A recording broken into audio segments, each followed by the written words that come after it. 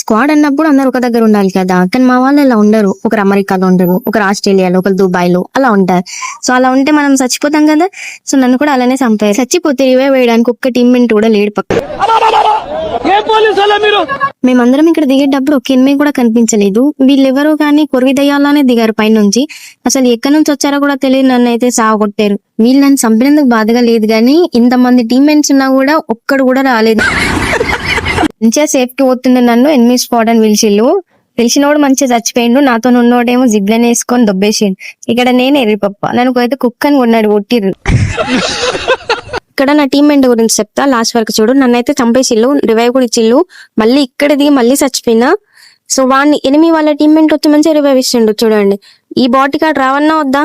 అక్కడ పెద్ద నిల్చొని షో కొట్టుకుంటా ఉన్నాడు. ఇప్పుడు వాడు చచ్చిండు, నేను ఇప్పుడు అటు ఇటు చేసి నన్నైతే చంపిల్లు మొత్తానికి.